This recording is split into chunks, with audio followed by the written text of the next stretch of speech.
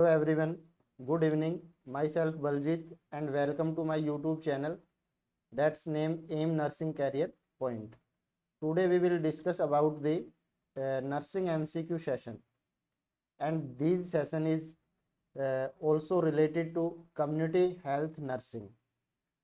So let's we go start the topic. First one एक बार slide के ऊपर सभी लोग देखिए।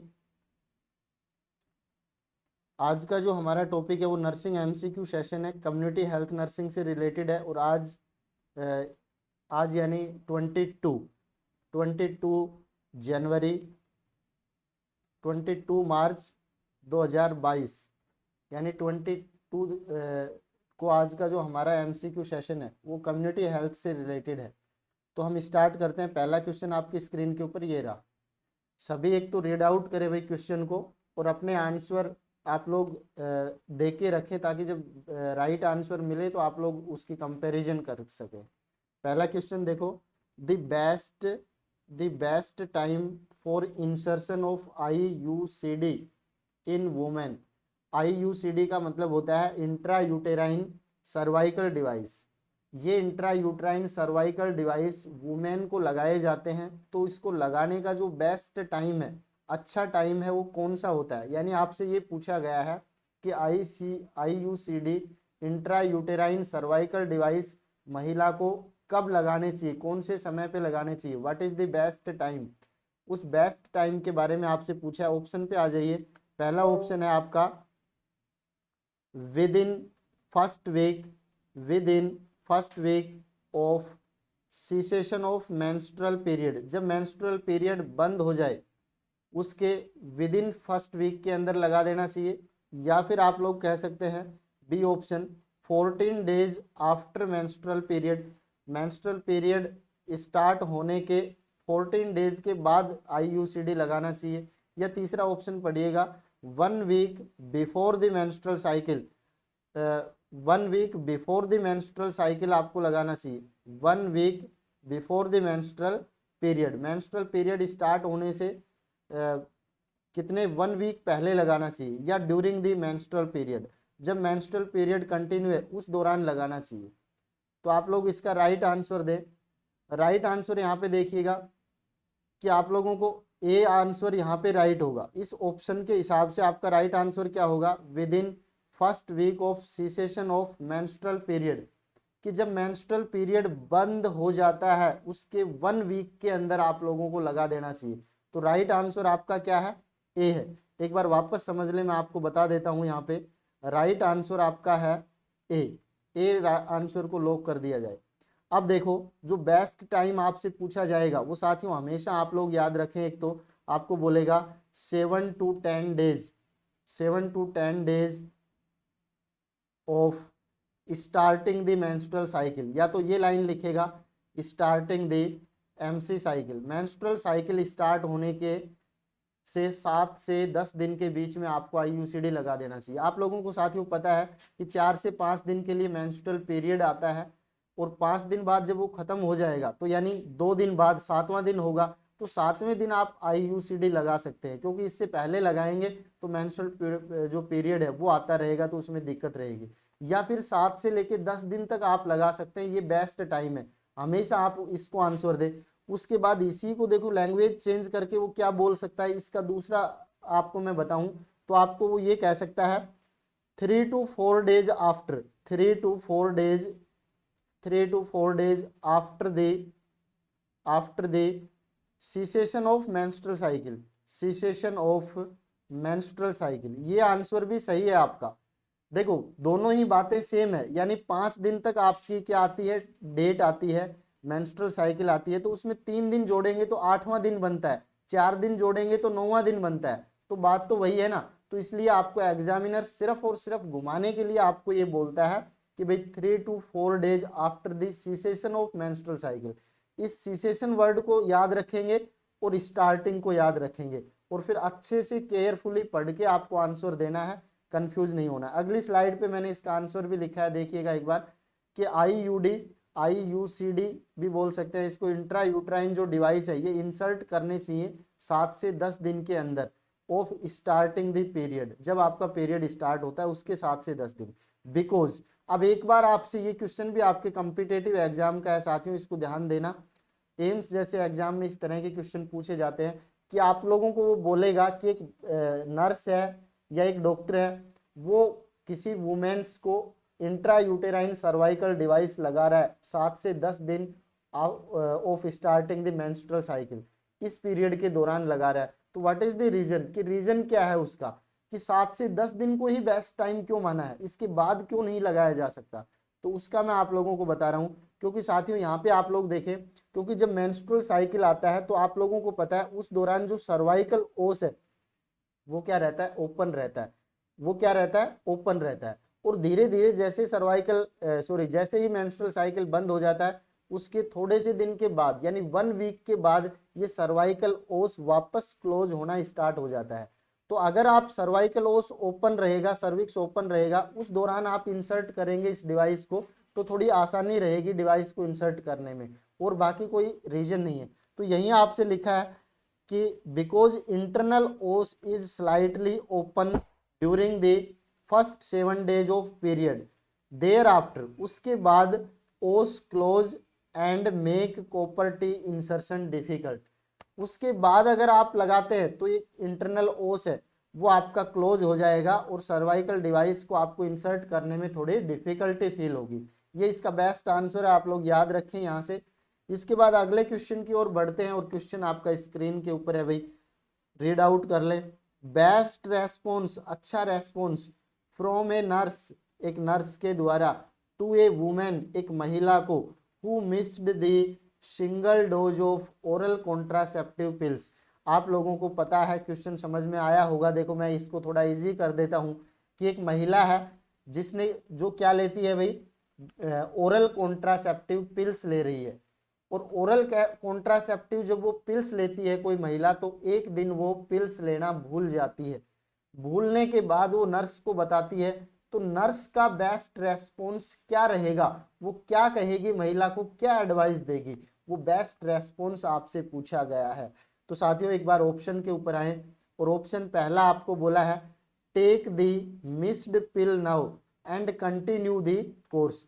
वो महिला को कहेगी कि इस पिल्स को जो मिस की है आपने, इसको अभी ले लो और फिर नेक्स्ट आप कंटिन्यू रखो, जैसे रोजाना आपको लेनी है। क्योंकि आपको पता है कि ये पिल्स रोजाना ली जाती है महिला के लिए, ताकि उसको जो अनवांटेड प्रेगनेंसी है उस प्रेगनेंसी को रोकने के लिए ये ओरल कॉन्ट्रासेप्टिव पिल्स महिला ले रही है। तो अगर उसने कोई टैबलेट मिस कर दिया तो वो उसको क्या कहेगी कि जो मिस की है उसको अभी ले लो, जब याद आया तब ले लो और उसको कंटिन्यू कर दो। या फिर take 2 pills next day and continue with the course, अगले दिन, आज अगर भूल गए तो अगले दिन 2 टैबलेट ले लेना, उसके बाद रोजाना एक एक टैबलेट जैसे लेते हो वैसे ही कंटिन्यू करो। या फिर तीसरा है discontinue the course because OCP has no more effect, आप उसको कहेंगे कि आप डिसकंटिन्यू कर दो इस कोर्स को, क्योंकि एक पिल आपने मिस कर दी, अब ये इफेक्टिव नहीं होगा। या फिर आप लोग उसको कहेंगे यूज बैरियर टेक्निक, आप उसको कहेंगे कि बैरियर मेथड यूज करें, उसके बारे में बताएंगे। तो साथियों यहाँ पे जो बेस्ट रेस्पॉन्स है ये आंसर बी को आप लोग लॉक कर दें। आंसर बी साथियों आपका राइट आंसर होगा, आंसर बी को लॉक कर दें सभी लोग। बेस्ट रेस्पॉन्स होगा कि जिस दिन आप लोग पिल्स को भूल गए हैं, मिस कर दिया है, तो अगले दिन 2 पिल्स ले सकते हैं और उसके बाद सेम जैसे कोर्स आपने स्टार्ट किया था वैसे ही उसको कंटिन्यू रखना है। ये एडवाइस बेस्ट रेस्पॉन्स रहेगा। अगले क्वेश्चन की ओर बढ़ते हैं। उसके बाद है भाई साथियों एक जरूरी सूचना आप लोगों को दे देता हूं कि बहुत से लोगों को पता भी होगा कि आपके CHO की वैकेंसी आई है नई 20 मार्च को 2022 को इसका नोटिफिकेशन जारी हुआ है। और NHM के तहत जो हरियाणा नर्सिंग के से रिलेटेड जो बच्चे हैं या अदर स्टेट्स के जो बच्चे हैं वो भी इस फॉर्म को अप्लाई कर सकते हैं। तो उनके लिए CHO की 787 यानी 787 पोस्ट CHO की आई है, और उसके लिए आप लोग अपना फॉर्म वगैरह अप्लाई कर दें और तैयारी आप लोग शुरू कर दें। इस चैनल पे रोजाना आपको क्लासें फ्री दी जा रही हैं, क्लासें इसके लिए आपको तैयारी की जा रही है, तो ज़्यादा से ज़्यादा इसके वीडियो जितने भी आपके इस चैनल पे प्रेजेंट है एम नर्सिंग कैरियर पॉइंट पे, वो आप लोग देख सकते हैं। और अगर आप नए हैं तो इस चैनल को सब्सक्राइब भी कर ले, मैं यही कहना चाहूँगा, ताकि आपको आने वाले वीडियोज़ का नोटिफिकेशन मिल जाए और अपने दोस्तों को भी इसको शेयर करना ना भूलें। तो साथियों, ये ज़रूरी सूचना थी, मैंने आप लोगों को बता दिया है। कोई भी एग्ज़ाम मिस नहीं करना है, कोई भी फॉर्म मिस नहीं करना है, एग्ज़ाम देना है। तो आप लोगों की पहला जो काम है वो तो ये है कि आप लोग फॉर्म भरें, उसके बाद आगे की चीज़ें हम आपको बताते रहेंगे। तीसरा क्वेश्चन आप लोग पढ़ लें, most common cause of blindness. भाई ब्लाइंडनेस का इन इंडिया के अंदर पूछा है, इंडिया में ब्लाइंडनेस का मोस्ट कॉमन कोज क्या माना जाता है? ऑप्शन पढ़े, विटामिन ए डेफिशिएंसी, जिसको आप विटामिन ए को रेटिनोल बोलते हैं, और विटामिन ए आपको पता है आंखों के लिए अच्छा होता है, आंखों की रोशनी के लिए। तो आप विटामिन ए की डेफिशिएंसी मेन कोज है, या फिर आप कहें ट्रैकोमा, किसी को ट्रैकोमो का इन्फेक्शन हो जाए, या फिर किसी को ग्लूकोमा हो जाए, आईज के अंदर जो इंट्रा ओक्यूलर प्रेशर है IOP है, वो इंट्रा ओक्यूलर प्रेशर इंक्रीज हो जाए, उसको ग्लूकोमा बोलते हैं, इसके कारण भी ब्लाइंडनेस हो सकता है। तो ये भी मेन कोज है क्या? या फिर कैटारैक्ट, कैटारैक्ट का मतलब होता है जो लेंस है वो ओपेक टाइप का हो जाता है, धुंधला हो जाता है, इस डिजीज को बोलते हैं कैटारैक्ट। तो इन सभी डिजीज के कारण एक चीज तो आप ये समझ लें कि ये सारी की सारी डिजीज साथियों क्या करती हैं? ब्लाइंडनेस कोज करती हैं। लेकिन अब आपसे तो एग्जाम में ये पूछा गया है कि मोस्ट कॉमन कोज क्या है, सबसे ज्यादा मोस्टली कौन कोज करता है, ये पूछा गया है। तो मोस्ट कॉमन अगर आपसे पूछा जाएगा तो आप मोस्ट कॉमन अगर आपसे पूछा जाएगा तो आप लोग क्या करेंगे? डी को आंसर देंगे। आंसर डी को लॉक कर दे साथियों, आंसर डी आपका राइट है, कैटारैक्ट। कैटारैक्ट आपका बिल्कुल राइट आंसर है, इसको लॉक कर दिया जाए। नेक्स्ट बढ़ता हूं आगे। अगला क्वेश्चन आपकी स्क्रीन पे है भाई, which of the following is true. आपसे ट्रू पूछा है about global warming. Global warming के लिए इनमें से कौन सा तथ्य सही है उसको बताना है। ग्लोबल वार्मिंग का आप सभी को मतलब पता है कि जो हमारा जो एनवायरनमेंट है वो धीरे धीरे ग्लोबल वार्मिंग की ओर बढ़ रहा है। तो कौन सा ऐसा फैक्टर है जो इसको इंक्रीज करता है? पढ़े option. CO2, CO2 is, option A है CO2 is major greenhouse gas. CO2 सबसे मेजर ग्रीन हाउस गैस है जो ग्लोबल वार्मिंग कोज करती है। या फिर आपका है chlorofluorocarbon CFC, that increase stratosphere ozone layer. या फिर आप कह सकते हैं मीथेन गैस, या आप कह सकते हैं नन ऑफ अबो। तो साथियों आप लोग याद रखें, सबसे ज्यादा जो धुआं है यानी कार्बन डाइऑक्साइड है, कार्बन ज्यादा बनता है। तो कार्बन डाइऑक्साइड और कार्बन जो सब्सटेंस है ये सबसे ज्यादा मेन कोज करते हैं ग्लोबल वार्मिंग का। तो यहाँ पे बेस्ट रेस्पॉन्स आपका रहेगा CO2। तो आप लोग लॉक कर दें आंसर को साथियों, और आंसर आपका रहेगा ए, आपका राइट आंसर है। आगे बढ़ता हूं मैं नेक्स्ट क्वेश्चन की ओर। अगला क्वेश्चन आपकी स्क्रीन पे, which type of toxin produce by the clostridium tetani. देखो एक बैक्टीरिया होता है, ये क्लोस्ट्रीडियम टिटेनी एक बैक्टीरिया है, और आप लोगों ने देखा होगा जब भी आपको किसी चोट लग जाती है, आप बोल सकते हैं कोई शार्प इंस्ट्रूमेंट से या कोई आयरन से, लोहे की चीजों से, तो ऐसी कंडीशन में आपको टिटनस होने का चांस रहता है। और ये टिटनस मेनली उन लोगों को ज़्यादा होता है जो ज़्यादा मिट्टी वगैरह में खेलते हैं, क्योंकि कट लगने के दौरान ये बैक्टीरिया वहाँ पे एंटर कर सकता है। तो जो क्लोस्ट्रीडियम टिटेनी है ये टिटनस कोज कर सकता है। तो जो क्लोस्ट्रीडियम टिटेनी है ये बैक्टीरिया क्या करता है? टॉक्सिन प्रोड्यूस करता है।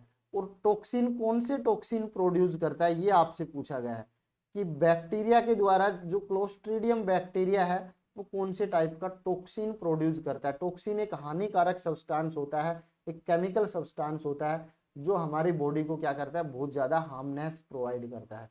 तो आप लोग यहाँ पे बताएं, exotoxin, endotoxin, organic toxin, inorganic projection, कौन से टाइप के टॉक्सिन रिलीज करता है? तो आप यहाँ पे कहेंगे एक्सोटॉक्सिन।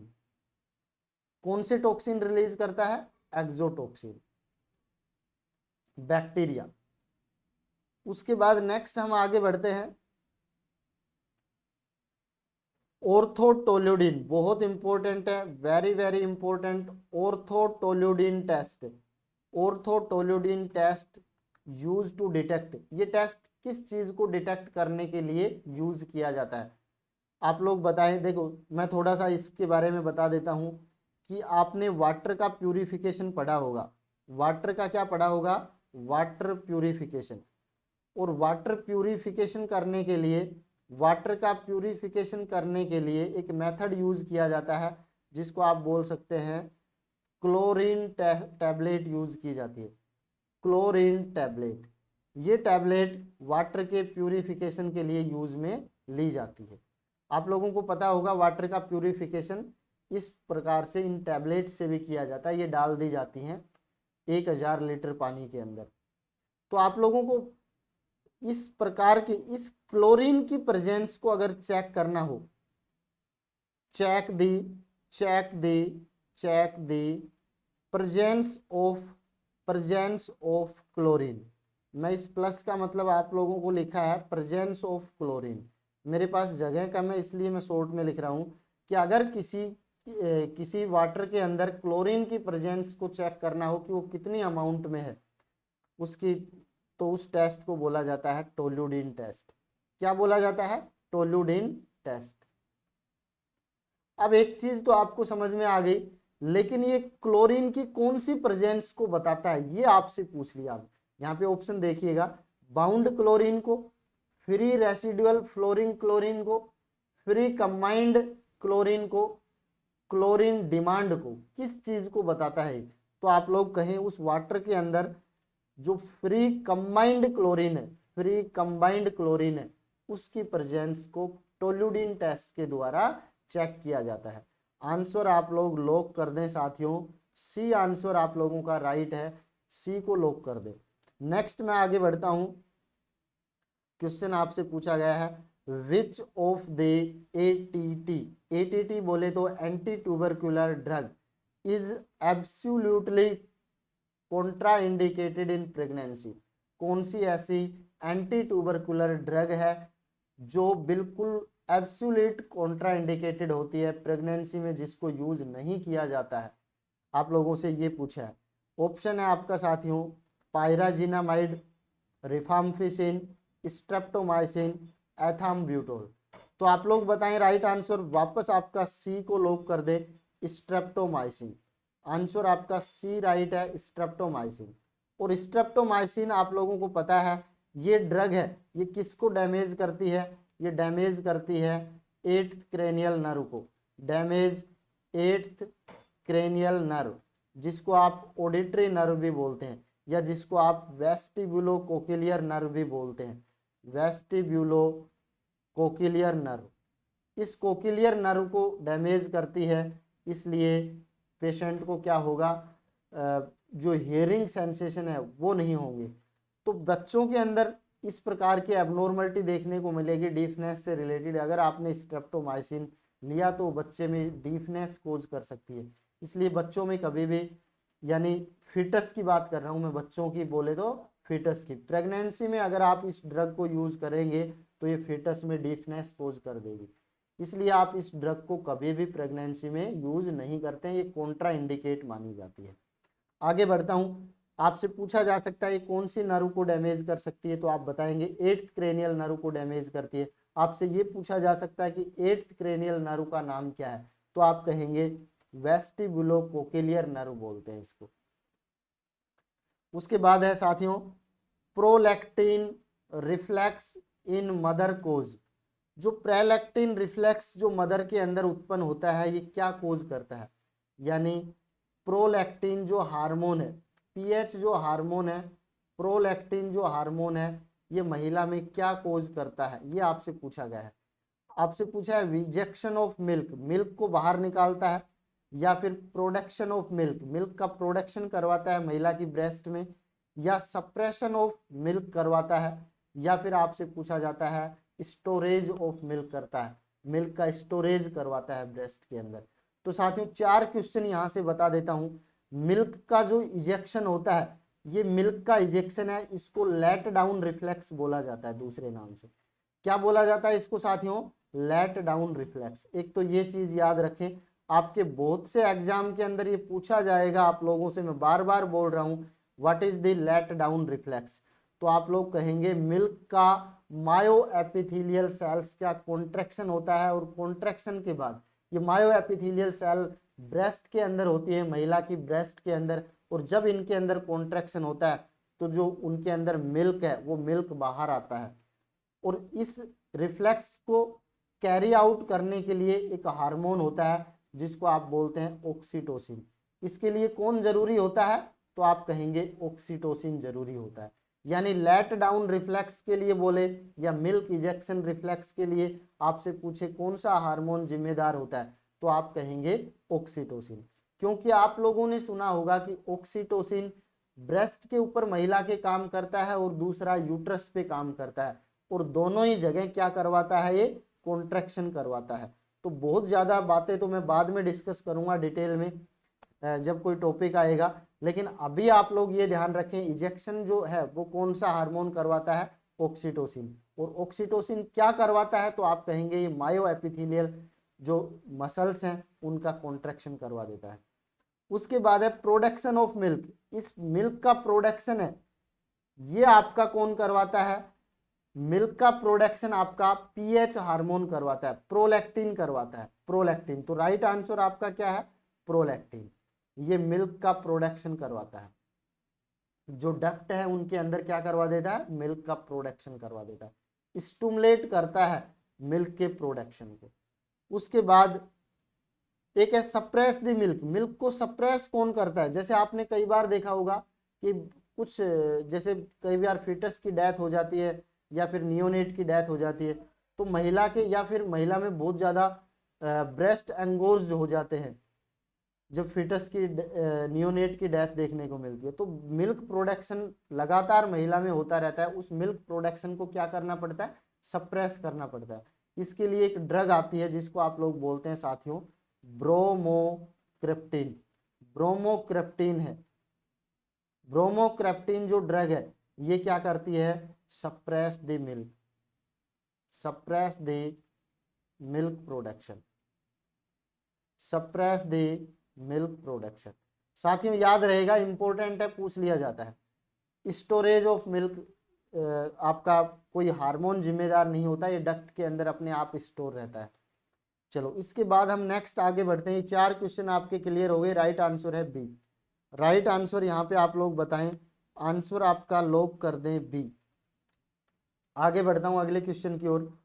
क्वेश्चन है आपका, पढ़े exclusive breastfeeding refers to feeding of infant only with breast milk of for the period. सबसे पहले तो आप लोगों को ये पता होना चाहिए कि एक्सक्लूसिव ब्रेस्ट फीडिंग होता क्या है, फिर आप लोग आंसर बताएंगे। देखो क्वेश्चन आपसे ये पूछा गया है कि एक्सक्लूसिव जो ब्रेस्ट फीडिंग है जो इन्फेंट को दी जाती है ब्रेस्ट मिल्क के लिए, उसका पीरियड कितना होता है, कब तक एक्सक्लूसिव ब्रेस्ट फीडिंग इन्फेंट को करवाना चाहिए, कितने समय तक करवाना चाहिए, वो पीरियड क्या है, उसका वो आंसर आपसे पूछा गया है। तो पहले मैं आप लोगों को ये बता रहा था कि एक्सक्लूसिव ब्रेस्ट फीडिंग का मतलब क्या है साथियों। देखो एक्सक्लूसिव का मतलब होता है, ब्रेस्ट फीड का मतलब कि इन्फेंट को सिवाय ब्रेस्ट फीड के कुछ भी नहीं देना है, सिर्फ और सिर्फ क्या देना है, ब्रेस्ट फीडिंग देना है। इसको आप लोग बोलते हैं एक्सक्लूसिव ब्रेस्ट फीडिंग।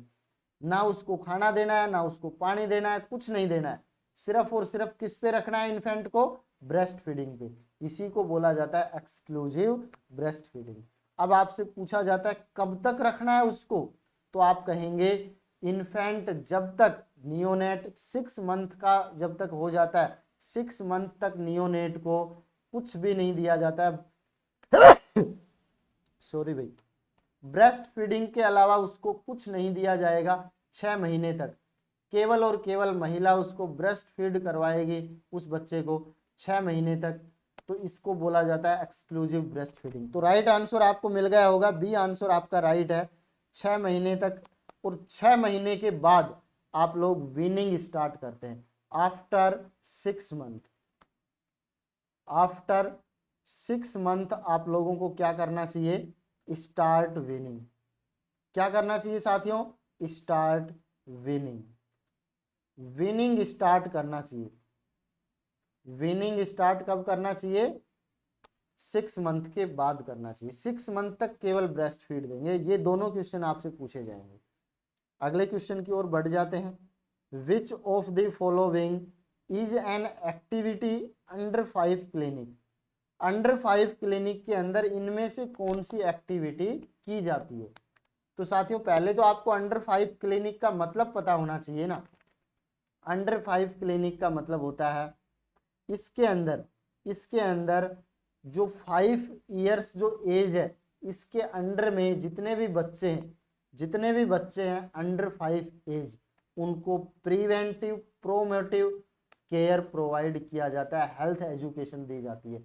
इस क्लिनिक को बोला जाता है अंडर 5 क्लिनिक। तो आप लोग यहाँ कह सकते हैं preventive promotive and care of illness under 5 year age, under 5 years age group. आप लोगों को समझ में आ गया होगा कि 5 इयर्स के अंडर में जो एज ग्रुप है उसको प्रिवेंटिव केयर देना, प्रोमेटिव केयर देना और डिजीज के अंदर उनकी देखभाल करना, ये अंडर 5 क्लिनिक के अंदर आता है। तो अंडर 5 क्लिनिक के कौन कौन से कंपोनेंट होते हैं, कौन कौन सी एक्टिविटी को उसके अंदर शामिल किया गया है। तो मैं आप लोगों को बता देता हूं कि अंडर 5 जो क्लिनिक है इसके अंदर 5 चीजों को इंक्लूड किया गया है। पहली चीज देखिए, मैं नाम बोल रहा हूं सिर्फ, आप लोग रीड आउट कर सकते हैं या आप लोग राइट डाउन कर सकते हैं। पहला आप लोग करते हैं केयर ऑफ इलनेस, देखभाल करनी है बीमारी की। दूसरा आप कह सकते हैं, दूसरा आप लोग बोल सकते हैं ग्रोथ मॉनिटरिंग। पहला आप केयर ऑफ इलनेस करते हैं, दूसरा आप ग्रोथ मॉनिटरिंग करते हैं। बच्चे की ग्रोथ को मॉनिटर करते रहना है कि कितनी एज में कितने महीने पे बच्चा कितनी ग्रोथ कर पाया और कितनी नहीं कर पाया। तो एक नॉर्मल ग्रोथ कर रहा है या नहीं कर रहा, ग्रोथ मॉनिटरिंग की जाती है। उसके बाद आप कह सकते हैं यहाँ पे प्रिवेंटिव केयर दिया जाता है। उसके बाद आप कह सकते हैं हेल्थ एजुकेशन दी जाती है, हेल्थ एजुकेशन। और 5 आप बोल सकते हैं फैमिली प्लानिंग किया जाता है। यानी अंडर 5 5 साल के अंडर में और 5 ही एक्टिविटी की जाती है। पहली केयर ऑफ इलनेस, दूसरी ग्रोथ मॉनिटरिंग, तीसरी preventive care, health education, family planning बोल दे इसको।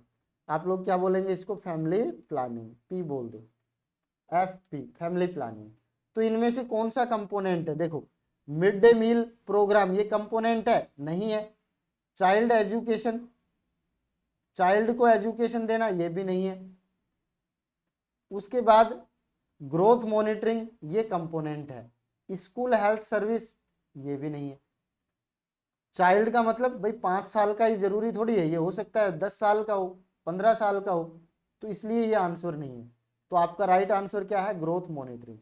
आंसर आप लोग टिक कर दें, आंसर आपका लॉक कर दें, सी आंसर आप लोगों का राइट है, जो आप लोगों को ध्यान रहे। आगे बढ़ते हैं साथियों, एक बार फिर से अगले क्वेश्चन की ओर। which among the following is most important immediate care of newborn। इनमें से कौन सा केयर है जो इमीडिएटली न्यूबॉर्न का बर्थ होते ही सबसे पहले इमीडिएटली कौन सा केयर इनमें से दिया जाता है जो सबसे ज्यादा इंपॉर्टेंट है। ऑप्शन ए है रेससिटेशन करते हैं, रूमिंग करते हैं, ब्रेस्ट फीडिंग करते हैं, हेल्थ असेसमेंट करते हैं। तो सबसे पहले आपने देखा होगा बच्चे का क्या किया जाता है, रिससिटेशन किया जाता है। राइट आंसर आपका होगा ए, आंसर ए को लॉक कर दिया जाए।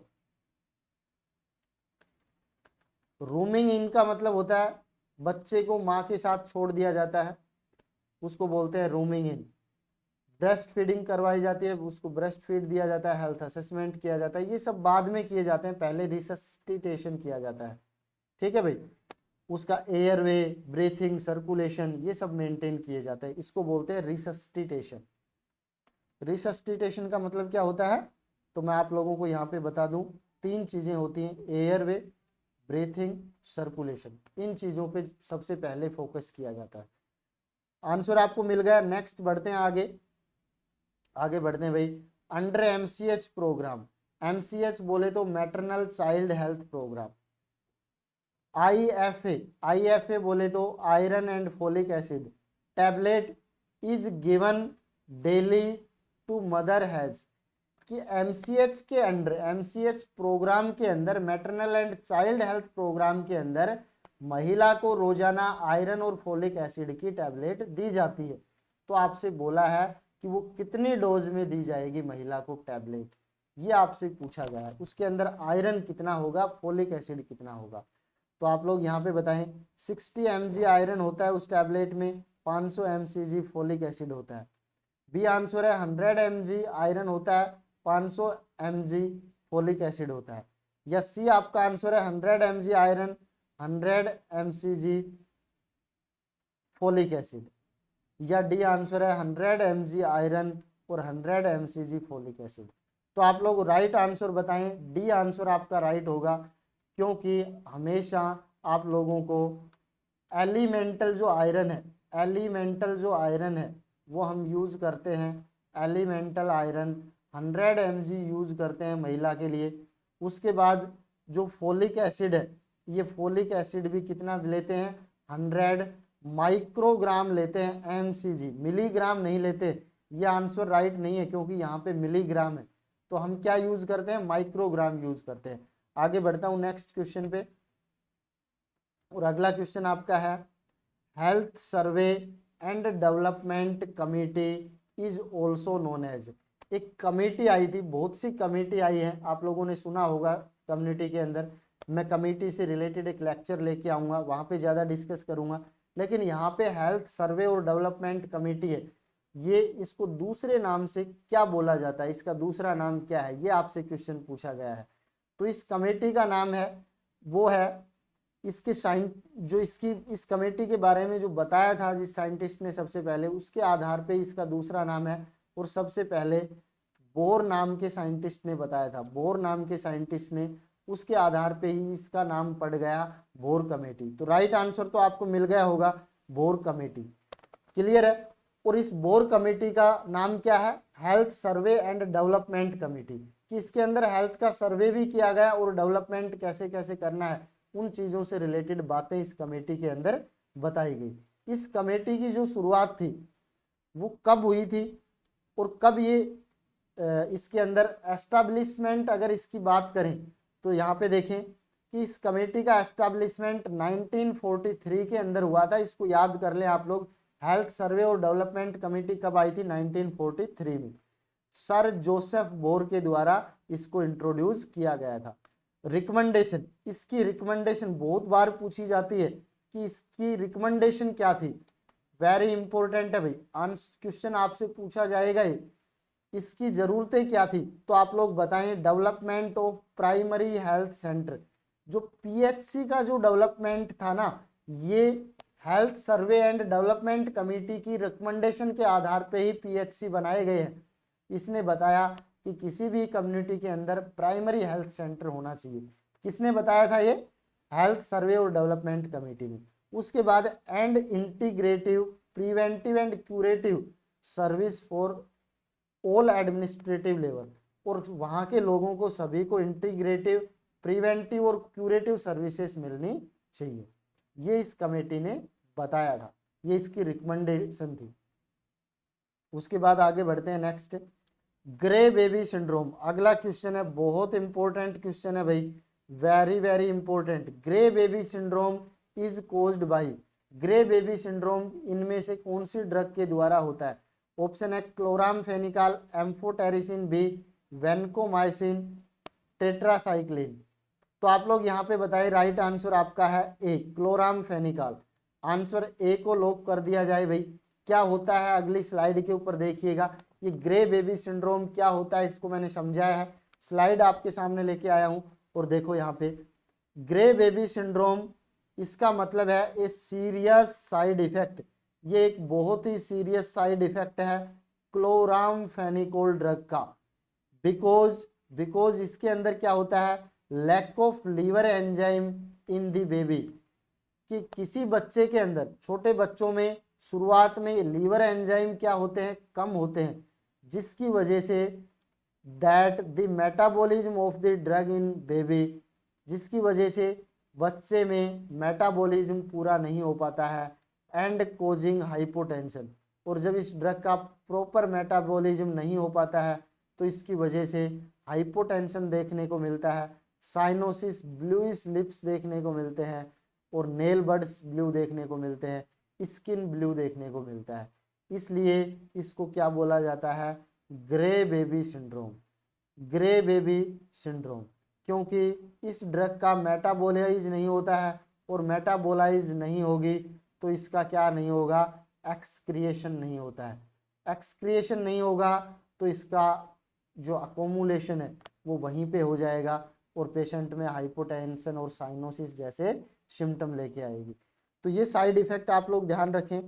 आगे बढ़ते हैं भाई, नेक्स्ट है आपका, which of the following disinfectant use for blood spill. भाई जब ब्लड स्पिल हो जाए, ब्लड स्पिल का मतलब होता है ब्लड गिर जाए, कोई ब्लड कंपोनेंट था या पेशेंट का आपने ब्लड निकाला था, ब्लड कलेक्ट किया था और वो बोतल आपसे छूट गया, वायल आपसे छूट गया, और वो ब्लड किसके ऊपर स्पिल हो गया, फर्श के ऊपर, फ्लोर के ऊपर स्पिल हो गया, तो अब उसको कौन से डिसइंफेक्टेंट के द्वारा आपको ट्रीट करना चाहिए, ये आपसे बेसिक क्वेश्चन पूछा गया। इंपॉर्टेंट क्वेश्चन है, आपसे पूछा जाता है क्योंकि स्पिलेज होते रहते हैं हॉस्पिटल के अंदर, कभी आपको केमिकल स्प्लेज देखने को मिलता है, कभी आपको यूरिन स्प्लेज देखने को मिलता है, कभी आपको ब्लड स्प्लेज देखने को मिलता है। तो ऐसी कंडीशन में हाउसकीपिंग स्टाफ को कौन से डिसइंफेक्टेंट सॉल्यूशन से उसको क्लीन करना चाहिए। ऑप्शन है glutaraldehyde, phenol, ethanol, sodium hypochlorite. तो आपका राइट आंसर होगा सोडियम हाइपोक्लोराइड। आंसर डी को लॉक कर दें आप लोग, sodium hypochlorite. 1% sodium hypochlorite solution लेते हैं, इससे आप लोग क्या करते हैं, क्लीन करते हैं। आगे बढ़ते हैं साथियों, वेरी इंपॉर्टेंट क्वेश्चन है ये भी। Monday morning fever is a common name. Monday morning fever इनमें से कौन सी बीमारी का कॉमन नाम है। एस्बेस्टोसिस। देखो ये जितनी भी मैंने ऑप्शन लिखे हैं ये एनवायरमेंट लंग्स डिजीज है। क्या होती है, एनवायरमेंटल लंग्स डिजीज। तो जो एनवायरमेंटल लंग्स जो डिजीज है साथियों, ये डिजीज कौन कौन सी होती हैं कि एनवायरमेंट में कुछ सब्सटेंस होते हैं जो लंग्स में जाके उनको क्या कर देते हैं, डैमेज कर देते हैं। जैसे एस्बेस्टस। एस्बेस्टस आपने देखा होगा, जो स्टोन वगैरह के अंदर जो काम करते हैं उन लोगों को एस्बेस्टोसिस हो सकता है। बैगोसिस, शुगर केन से जो शुगर की मिलों में काम करते हैं उनको शुगर से जो शुगर केन है, गन्ना है, उसकी डस्ट उनके लंग्स में चली जाएगी। बायसिनोसिस, बायसिनोसिस। और एक होता है mad helter disease. Mad helter एक डिजीज होती है जिसके अंदर भी जो हेल्टर टाइप के जो सब्सटेंस हैं वो लंग्स के अंदर चले जाते हैं। और बायसिनोसिस, बायसिनोसिस का मतलब जो कॉटन फाइबर्स हैं, जो कॉटन फाइबर्स हैं, उन कॉटन फाइबर्स के कारण उनकी जो डस्ट है वो लंग्स के अंदर चली जाती है, इसको बोलते हैं बायसिनोसिस। तो मैंने अलग अलग नाम बता दिए आपसे। ये 4 क्वेश्चन तो आपसे ऐसे ही पूछे जाते हैं। What is the meaning of asbestosis, what is the meaning of bagassosis, what is the meaning of byssinosis, what is the hatter disease, ये आप लोगों से पूछे जाएंगे। एक आपसे पूछ लिया कि मंडे मॉर्निंग फीवर किसको बोलते हैं, तो आप बताएं। राइट आंसर सी है, बायसिनोसिस है, इसको मंडे मॉर्निंग फीवर बोलते हैं। आंसर सी को लॉक किया जाए, बायसिनोसिस का मतलब मंडे मॉर्निंग फीवर। ये क्वेश्चन आप लोग ध्यान रखें, ये कॉम्पिटिटिव एग्जाम के इंपॉर्टेंट क्वेश्चन है, ये सीएचओ से रिलेटेड बहुत इंपॉर्टेंट क्वेश्चन है साथियों। और जो भी आपके एग्जाम अब आ रहे हैं उनसे रिलेटेड आप लोगों को रोजाना एमसीक्यू सेशन हम आपसे लेके आते हैं। रोजाना याद रहे, रात 8 बजे आपके सामने हम उपस्थित होते हैं एक नए एमसीक्यू सेशन के साथ। तो आप लोग हमारे चैनल को सब्सक्राइब कर लें। अगर आप गवर्नमेंट जॉब चाहते हैं, नर्सिंग रिलेटेड जो फील्ड है इसमें आप अगर नर्सिंग ऑफिसर बनना चाहते हैं तो इस चैनल को सब्सक्राइब करें। इसके जितने भी वीडियोज हैं उनको आप लोग देखें। और अपने जो चैनल है इसको भी आप लोग शेयर करें, सब्सक्राइब करें साथियों, ताकि ज़्यादा से ज़्यादा हमें मोटिवेशन मिले और ज़्यादा से ज़्यादा आप लोगों के लिए और बेहतर प्रिपरेशन के साथ हम आपके सामने उपस्थित हो, बेहतर फैकल्टी को आपके सामने रिप्रेजेंट कर सके। इन्हीं शब्दों के साथ मैं बलजीत यादव आपका दोस्त आपसे इजाज़त लेता हूं जाने की, और फिर मिलेंगे हम अगले दिन एक नए एमसीक्यू सेशन के साथ। तब तक के लिए आप लोगों का धन्यवाद। आप स्वस्थ रहें, खुश रहें।